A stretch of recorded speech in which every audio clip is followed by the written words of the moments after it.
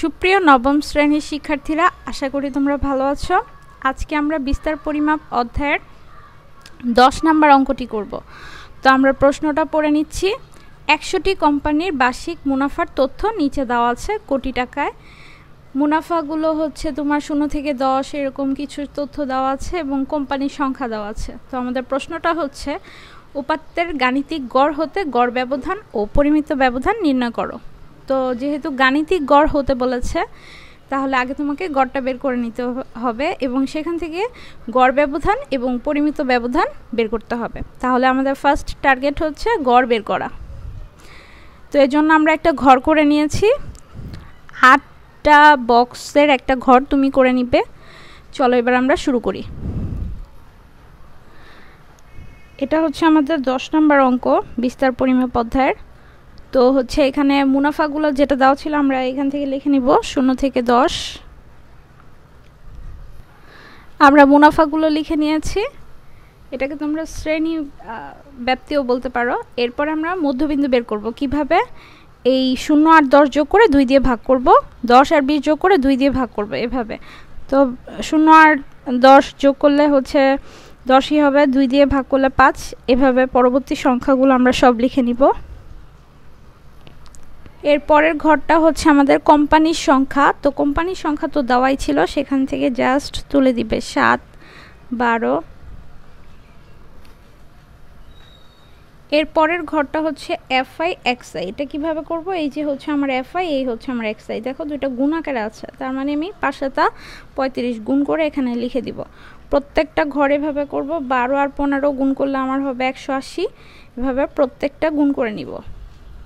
তো আমাদের প্রশ্নের টার্গেট অনুযায়ী আমাদের কিন্তু আগে গড় বের করে নিতে হবে। এখন গড় বের করতে হলে আমাদের এফআই এক্সআইকে হচ্ছে গণসংখ্যা দিয়ে ভাগ করতে হবে। তো আমাদের কোম্পানির সংখ্যা বা গণসংখ্যা ছিল 100টা, ঠিক আছে। আমি এক ঘর গ্যাপ দিয়ে লিখছি, আমার জায়গা আছে তাই। তোমরা চাইলে এখানেও লিখতে পারো। আর এই ঘরটা হচ্ছে যোগ করব, একটা সামেশন অফ চিহ্ন দিয়ে এফআই এক্সআই লিখে নিলে ভালো হয়। তো আমার এখানে জায়গা কম, তাই আমি ডিরেক্ট লিখে দিচ্ছি যে আমার যোগফলটা হচ্ছে 3210। এবার এইটাকে যদি আমি এটা দিয়ে ভাগ করি তাহলে আমরা গড় পেয়ে যাব। তো এই জন্য আমরা সূত্র লিখে নিয়েছি। যে কোনো সূত্র তুমি এখানে লিখে নিতে পারো গড়ের জন্য।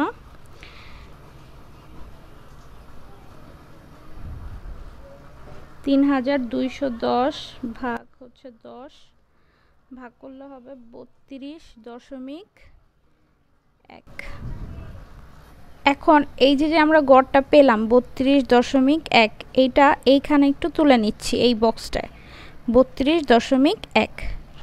এখন এই বক্সটায় আমাদের কাজটা কি করতে বলছে দেখো, এক্স আই থেকে এই এক্স অর্থাৎ গড়টা বিয়োগ করতে হবে। এক্স আই হচ্ছে আমার 5 থেকে যদি আমি 32.1 বিয়োগ করি তাহলে আমার মাইনাস মান চলে আসবে, কিন্তু পরম মান চিহ্ন থাকাতে আমি মাইনাসটা দিব না, ঠিক আছে।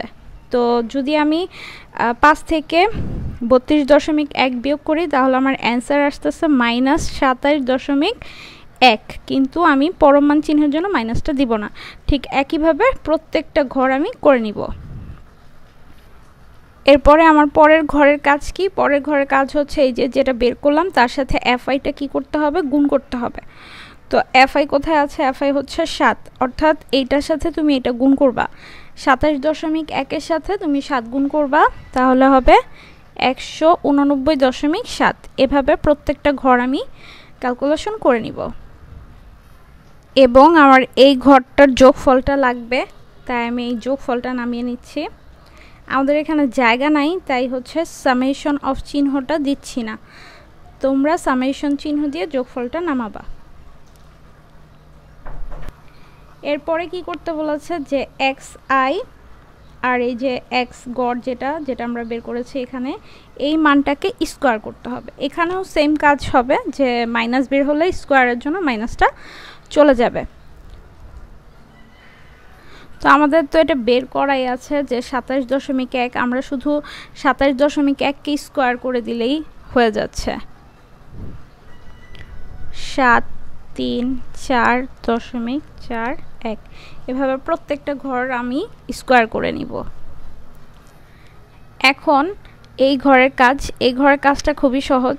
যেই মানটা পেয়েছি সেই মানটার সাথে FI গুণ করে দিব, ঠিক আছে? FI, তো FI হচ্ছে আমাদের এই যে কোম্পানির সংখ্যা, অর্থাৎ এই সংখ্যাটার সাথে তুমি 7 গুণ করে লিখে দিবা। প্রত্যেকটা ঘর একইভাবে করে আমরা তুলে নিব। এবার এই ঘরের যোগফলটাও আমাদের লাগবে। যোগফলটা আমরা লিখে নিচ্ছি। এই ঘরে লিখতে পারি, যেহেতু এটা এই ঘরে লিখেছি, এইটা এই ঘরে লিখছি।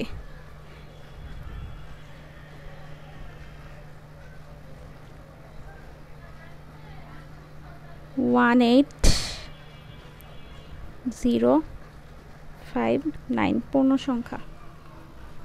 এখন আমাদের পরবর্তী প্রসেসিং হচ্ছে এই ঘরটাকে n দিয়ে ভাগ করতে হবে, তাহলে আমরা গাণিতিক গড় ব্যবধান পেয়ে যাব গাণিতিক গড় থেকে। আর এইটাকে যদি আমি গণসংখ্যা দিয়ে ভাগ করি তাহলে আমি পরিমিত ব্যবধান পাবো।